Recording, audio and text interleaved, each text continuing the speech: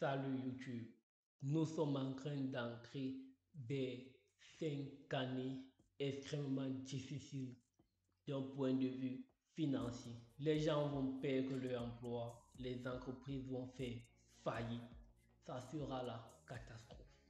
Tu as sûrement dû le remarquer, le pétrole a augmenté, la vie devient extrêmement chère.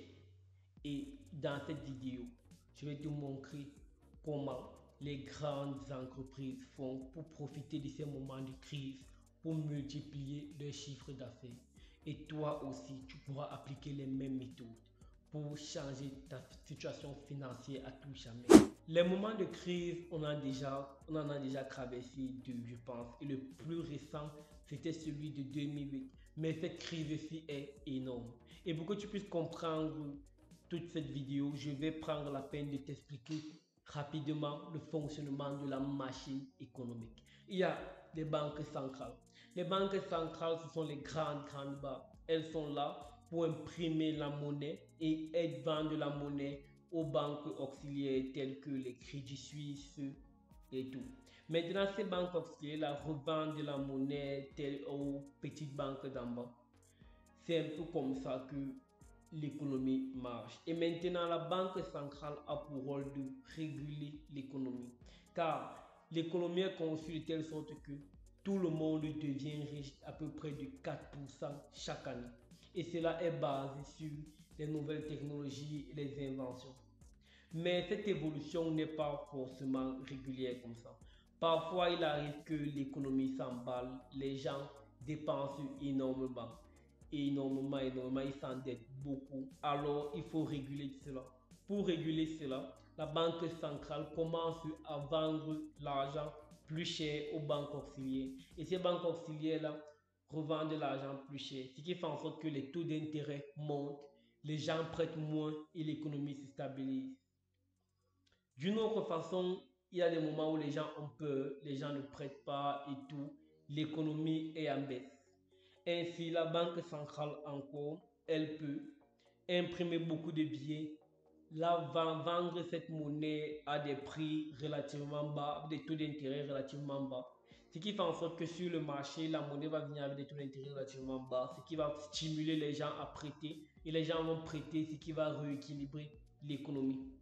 Et oui, et parfois quand ces deux méthodes ne suffisent pas, la banque centrale a un moyen d'injecter directement la liquidité dans l'économie, dans le marché. On appelle ça du quantitative easy. C'est un peu comme ça que la banque centrale fonctionne. Et avec l'arrivée du Covid, les gens sont restés confinés chez eux et les gens avaient peur de prêter. Alors, qu'est-ce que la Banque centrale a fait? La Banque centrale a imprimé une énorme tonne de billets, une énorme tonne de billets. Pratiquement 80% de toute la monnaie, de tout le dollar qui est imprimé depuis sa création. Et la Banque centrale l'a mise à la disposition des banques à des taux d'intérêt de zéro. Et ces taux d'intérêt étaient pratiquement négatifs même dans certains pays. Ce qui faisait en sorte que les gens pouvaient prêter de l'argent pendant le Covid, mais ils ne se sont pas arrêtés là. Ils ont continué d'imprimer jusqu'au début de l'année 2022 où ils ont arrêté d'imprimer. Mais il était un peu trop tard, car avec une guerre entre l'Ukraine et la Russie, les sanctions qui ont été appliquées, bim, inflation. Avec cette inflation-ci, la Banque centrale est pied du point lié. Et si tu ne sais pas ce que c'est que l'inflation c'est tout simplement le fait que si par exemple avant le pain coûtait 1 euro et maintenant le pain commence à coûter 1,10 €, ça veut dire qu'il y a 10% d'inflation. C'est ça l'inflation. Et bim, avec cette inflation-là, la Banque centrale est pied et poings liés. La Banque centrale ne peut pas imprimer plus de monnaie car si elle le fait, ça va augmenter l'inflation et ce qui va faire en sorte qu'on va tomber dans l'hyperinflation. Et l'hyperinflation, c'est un phénomène complètement désastreux car ça peut causer à la chute d'une monnaie, vraiment. C'est pour ça que tu vois, tout devient cher, tout est difficile. Mais il y a un moyen pour nous, l'opportunité que nous devons saisir. Car dans une forêt très dense, Ce sont les arbres les plus hauts qui prennent tout le soleil. Et c'est la même chose avec le système économique qui est en place. Mais les crises financières sont comme des incendies. Elles rasent tout sur leur passage et tout le monde doit recommencer de zéro.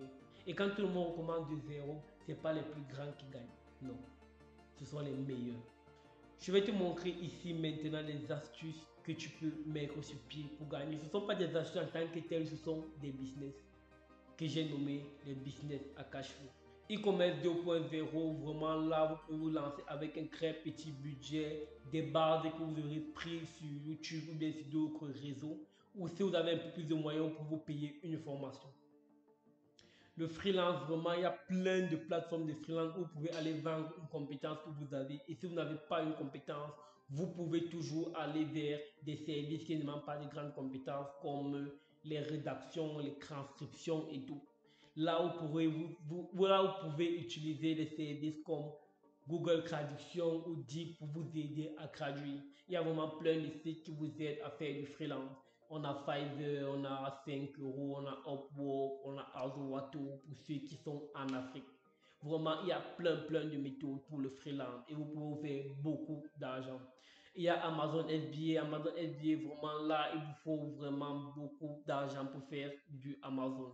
Donc, c'est pour ça que pour Amazon, je conseille vraiment à ceux qui ont déjà assez d'argent d'aller vers les business Amazon.